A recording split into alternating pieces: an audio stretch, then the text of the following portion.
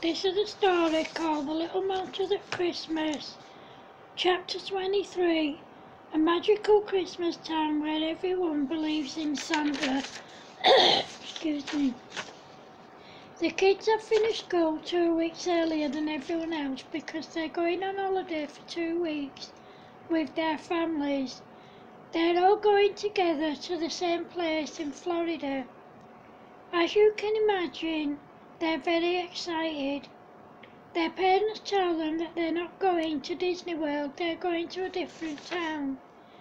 They get their suitcases packed, including lots of their joke stuff. Leading up to their trip, they planned out all the pranks they wanted to play on people together. On the day they went round the airport, constantly playing pranks on people. They took out their frogs, wound them up and got people to touch them. When they did, they croaked and bit them, much to the kids' amusement. Then they took out their toy horses, and when anyone stroked them, they blew down their noses, lifted up their top lip and smiled. Then someone went behind Stumpy's and touched its back legs, causing it to kick them. Excuse me.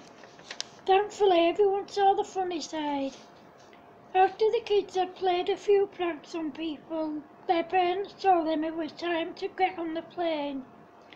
Once they were all settled on the plane and they were in the air, the kids started playing more pranks on people.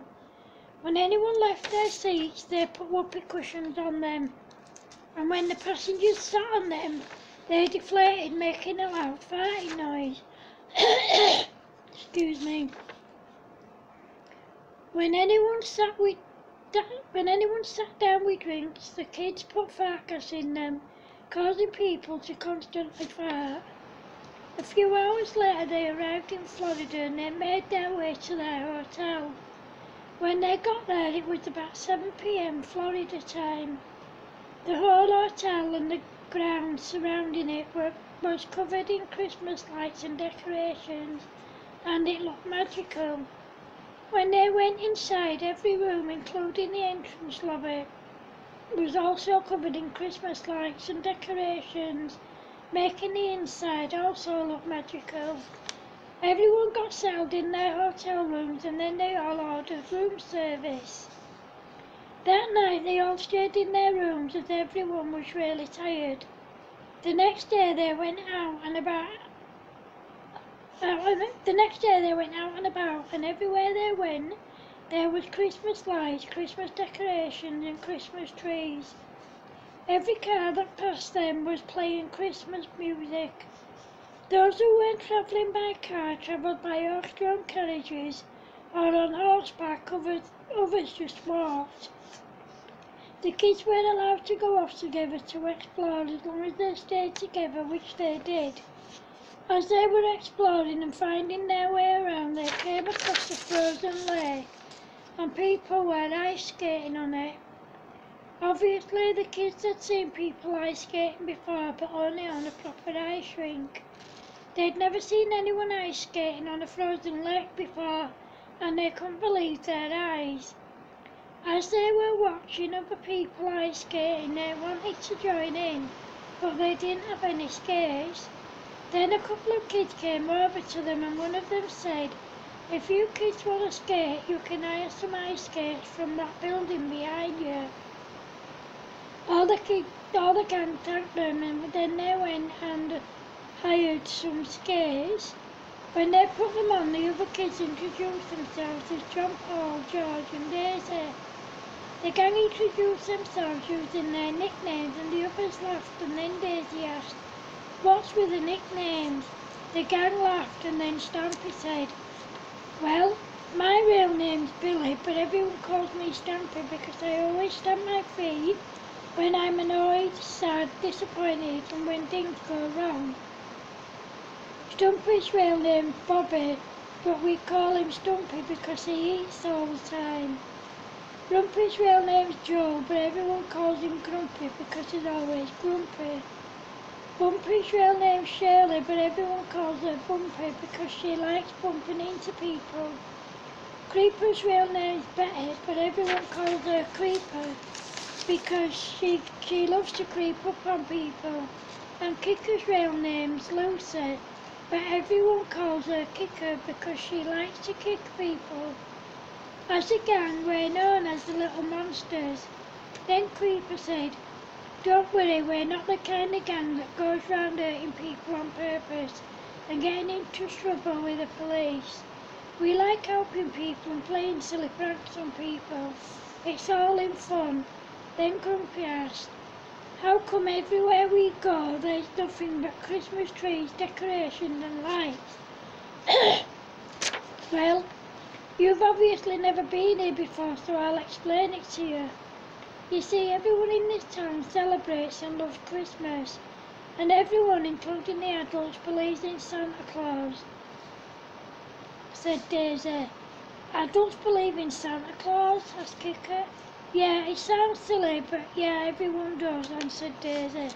Then John Paul said, "Every year, everyone, including the adults, write their letters to Santa. They have to be handed in at the post office by 8 p.m. on the 23rd of December every year. Have you kids written your letters yet?" "No, but we'll be leaving before then. We're only here for 2 weeks and then we're going somewhere else for 9 days. Then we'll be going home in time for Christmas." Then before anyone else could say anything, Stumpy said, "Excuse me. Hey guys, I'm hungry. Let's go and get something to eat." The gang looked at each other, then at Stumpy, and then together they said, "You're always hungry, Stumpy." Everyone laughed, and then George said, "If you guys are wanting to get something to eat, there's a McDonald's and a large cafe over there." They all went for something to eat, and then the gang went to find their parents to let them know that they were going with the American kids to see the lights switched on around town and to see the firework displays. Their parents said it was okay for them to go. As soon as all the lights had come on and the fireworks were over with, they all went off and played. The American kids were triplets and they lived about 5 minutes away from where the kids were staying. They took them home with them and introduced them to the parents. The first thing their mum asked them was, "Have you kids wrote your letters to Santa yet?" "No, we'll do that when we go home because we won't be here at Christmas," said Kika. Then they said goodbye to the triplets and went back to the hotel. On their way there, they thought they saw Santa on his sleigh with his reindeers. Then they heard people singing carols, and when they looked, they were all standing round a Christmas tree, holding candles and singing, so they went and joined in. Then they went back to the hotel. The next day they didn't see the triplets because it was Monday and they had school. They spent their day going round playing. When they went back to the hotel to eat, they told their parents they were going to write their letters to Santa and that they should write letters too. Kika's dad said, "Guys, grown-ups don't write letters to Santa, only kids do that." "Dad, in this town, everyone, including grown-ups, believes in Santa and writes letters to him," said Kika. "Kika, sweetheart, only kids believe in Santa and write letters to him," said Kika's mum. "Right, if you don't believe us, go and ask the staff," said Kika. Kika's mum went over and asked a member of staff if what the kids were saying was true, and they said, "Yeah, it's true. Everyone in this town, adults including, believes in Santa. Everyone writes letters to him and they have to be in by 8 p.m. on the 23rd of December every year." Kika's mum went back and told the other adults that the kids were telling the truth. Then they went outside and gathered round the Christmas tree. Then all the buildings lit up and the fireworks went off. Then the kids saw Santa, and this time they knew it wasn't their imagination because he kept flying back and forth. When the fireworks were finished, everyone grabbed a candle and then sang Christmas carols around the town's biggest Christmas tree. When they'd finished, everyone went home and the gang went back to the hotel. During the rest of their holiday, the gang saw Santa every night when all the buildings were lit up. They couldn't believe just how beautiful and magical this time was, and they didn't want to leave, but they had no choice. They swapped addresses and phone numbers with the triplets and promised to keep in touch. End of chapter 23. Thanks for watching, guys. Love yous. Bye.